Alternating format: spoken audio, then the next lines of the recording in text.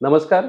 आज आय-डी-टी एज्युकेशन्सच्या माध्यमातून आपण आलो आहोत आय-डी-टी धुळे येथे आणि धुळे जिल्ह्यातील नामांकित अशी इंडस्ट्री बी-आर फॅशन इंडस्ट्रीचे संचालक श्री स्वप्नील कछवे सर आपल्यासोबत जोडले गेलेले आहेत. ज्यांच्यासोबत आज आपण फॅशन डिझाइन क्षेत्रातल्या, इंडस्ट्रियल क्षेत्रातल्या खूप साऱ्या गोष्टी आज आपण त्यांच्यासोबत समजून घेणार आहोत, जाणून घेणार आहोत आणि याचा नक्कीच फायदा आपल्या व्ह्युअर्ससाठी होईल. तर प्रथमतः तर खूप खूप थँक सर, की तुम्ही आय-डी-टी एज्युकेशन्सच्या या कार्यक्रमासाठी आलात आणि तुमचा बहुमूल्य वेळ दिला. सर, मला तुमच्याकडून जाणून घ्यायचं आहे. ज्यावेळेस एखादा विद्यार्थी फॅशन डिझायनिंग क्षेत्रात शिक्षण घेतो आणि तो त्याचं शिक्षण पूर्ण करतो, तर शिक्षण पूर्ण केल्यानंतर इंडस्ट्रीमध्ये इंटर्नशिप ही किती महत्त्वाची आहे? इंटर्नशिप हा सगळ्यात मेजर रोल प्ले करतो.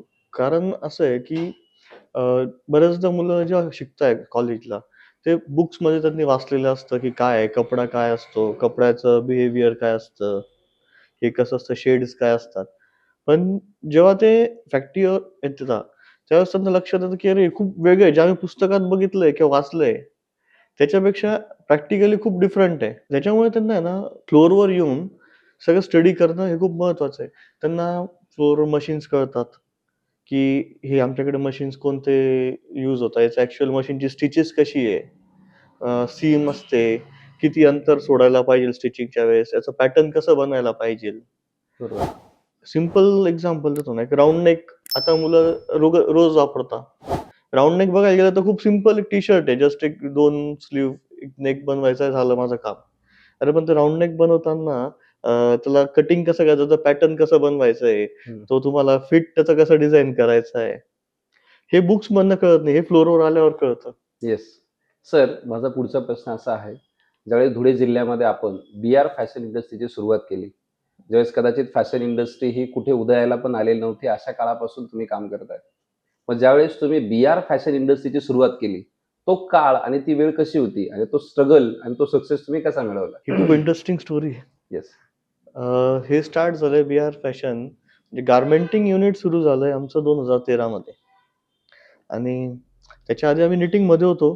निटिंग आम्ही इन-हाऊस करायचो. फॅब्रिक मॅन्युफॅक्चरिंग होतं. आता गारमेंटिंग करायचं म्हणून आम्ही सुरुवातीला वडिलांनी काय केलं, की 5 सेकंड हँड मशीन आणल्या आणि लावल्या, की आता आपण याचं गारमेंट बनवायला चालू करू. मशीन आणल्यानंतर लक्षात आलं, की अरे ते शिवायसाठी जे मला माणसं लागणार आहेत, स्किल नाही. हे स्किल्ड नाही किंवा माझ्याकडे माणसंच नाही. मग माणसं आले, माणसं शोधण्याचा तो प्रवास सुरू झाला. सुरुवातीला 2 लेडीज भेटल्या. मग त्यांना शिकवायसाठी एक टेलर आम्ही मुंबईहून मागवला ऑपरेटर, ट्रेन्ड ऑपरेटर. त्या लेडीजला घ्यायला गाडी जायची त्यांच्या घरापर्यंत. त्यांच्या घरून मग त्यांना सोडायला गाडी, त्यांचा टिफिन आणायला गाडी. म्हणजे हे आणि लोकांना कॉन्फिडन्स की टी-शर्टची एक फॅक्टरी असू शकते. हे धुळ्यात आपल्याकडे काय आहे, की इंडस्ट्रियल कल्चर नाहीये. बरोबर.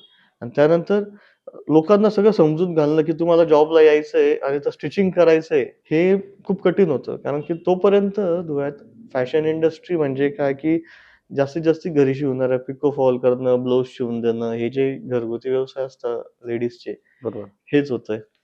आणि टी-शर्ट बनणारी फॅक्टरी आहे. याचं संपूर्ण आपल्याला बल्क प्रोडक्शन काहीतरी करायचंय, हे त्यांच्या बाहेर होतं सर्व. आज ज्यावेळेस फॅशन डिझायनिंगमध्ये एखादा विद्यार्थी शिक्षण घेतो, हं, तर शिक्षण घेताना त्याची इच्छाशक्ती असते, की भविष्यात मी पण फॅशनची इंडस्ट्री टाकावी. हं. तर हा आत्मविश्वास जो विद्यार्थ्यांचा असतो, हा पुढे जाऊन तो मिळवण्यासाठी, अचीव्ह करण्यासाठी त्यांनी काय-काय प्रयत्न करायला पाहिजे? जर इंडस्ट्रीत त्यांना खरंच यायचंय, ॲज अ एंटरप्रेन्योर यायचंय, तर त्यांना सुरुवातीला असं आहे, की नॉलेज ठेवा फॅब्रिकचं. मार्केटमध्ये जा. बघा, की व्हरायटी फॅब्रिक व्हरायटी काय आहे? मार्केटमध्ये डिझाईन्स काय चालतायत? ज्या डिझाईन्स आहे, त्या कमर्शियली किती एक्सेप्टेबल आहे? कारण फक्त काही बघितलं ना विद्यार्थी माझ्याकडे बरेचदा, "सर आम्ही ना असे डिझाईन्स बनवलेले आहे. हे आमचा पोर्टफोलिओ आहे. एवढं काहीतरी डिझाईन बनवून ठेवलं." पण त्यांना ते लक्ष हे मार्केटमध्ये एक्सेप्टेबल आहे का? बरोबर. त्याचे कॉस्ट इफेक्टिव्ह आहे का? हा स्टडी तुम्ही ना कॉलेजपासूनच जर स्टडी करत गेले ना, की मला पुढे काय करायचंय, तर मार्केटमध्ये आल्यावर खूप ईझी होतं. येस. सर, विद्यार्थ्यांना अशा कोणत्या 5 टिप्स तुम्ही देऊ इच्छिता, की त्या जर त्यांनी कॉलेज काळात, इन्स्टिट्यूट काळात फॉलो केल्या, तर नक्कीच पुढे जाऊन त्यांना भविष्यात त्रास होणार नाही किंवा प्रॉब्लेम होणार नाही. अशा कोणत्या गोष्टींवर मुलांनी शिक्षण चालू असताना काम करायला पाहिजे? पहिले तर त्यांनी शिक्षण चालू असताना ना, मुबलक वेळ असतो आपल्याकडे. बरोबर आहे. सर्वजण आउटिंग सुरू असते, मित्रांसोबत कॅज्युअल फिरणं सुरू असतं. जसं मी आता बोललो, की मार्केटमध्ये राहा. तुम्ही मॉल्समध्ये जा, तुम्ही मल्टिपल शॉप्समध्ये जा. तुम्ही समजून घ्या की ब्रँड्स कसे वर्क करताय. बरोबर. सगळ्यात इम्पॉर्टंट फॅशन इंडस्ट्रीमध्ये फॅब्रिक समजणं. तुम्हाला फॅब्रिक आणि फॅब्रिक बिहेवियर, फॅब्रिक स्ट्रक्चर कळलं, तुमचं जवळपास 50% काम याच्यात संपलंय. बरोबर. याची क्वालिटी स्टँडर्ड्स कसे मेंटेन केलेले. इझिली सांगतायत लोकं की ब्रँड अवेअरनेस आहे, ब्रँड पाहिजे, ब्रँड. पण ब्रँड काय बनवलेला आहे? तो ब्रँड कशामुळे आहे? ती story behind the brand yes. हे समजून घ्या. आता आमच्याकडे जेव्हा ग्रामीण भागातल्या मुली फॅशन डिझायनिंगचा कोर्स करायला येतात, शिकायला येतात.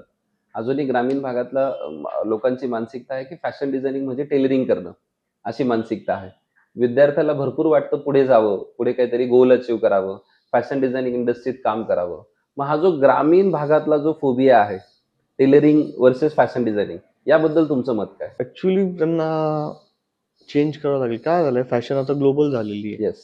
कारण पूर्वीच्या काळात होतं की लोकांना तेवढं एक्सपोजर नव्हतं ग्रामीण भागातही, की त्यांच्यासाठी फॅशन म्हणजे काय की एक मोठी सिटीतले, मेट्रो सिटीतले जे लोकं आहेत तेच फक्त फॅशन करतात. आमच्यासाठी आहे ते कपडे सफिशियंट आहे. पण तसं नाही राहिलं. आता काय झालं की सोशल मीडियामुळे जग छोटं झालेलं आहे. बरोबर. म्हणजे आज एक दुर्गम भागातला व्यक्ती आहे ज्याच्याकडे सोशल मीडिया आहे, तोही फॉरेनच्या कंट्रीतले लोकं काय फॅशन करताय, काय कपडे घालताय, बरोबर. हे बघतो. सर, बी-आर फॅशन इंडस्ट्रीला आपण पुढच्या 15 वर्षात कुठे बघतोय? बिअर फॅशन आता पुढच्या काही काळामध्ये म्हणजे पुढच्या 15 वर्षांमध्ये ओन ब्रँड लॉन्चेसच्या मागे we are taking a step forward to become a Dhule's largest employable unit. क्या बात आहे! नक्कीच एवढं मोठं व्हिजन असलं तर बट ऑब्व्हियस आहे की आपली इंडस्ट्री एक सुरतच्या धर्तीवर, अमरावतीच्या धर्तीवर एक टेक्सटाईल इंडस्ट्रीमध्ये किंवा मॅन्युफॅक्चरिंग इंडस्ट्रीमध्ये नक्कीच मोठं काम करेल. सर, आय-डी-टी एज्युकेशन्सने हा जो पॉडकास्टचा उपक्रम चालू केलेला आहे, याच्याबद्दल तुमचं मत? सुंदर उपक्रम आहे.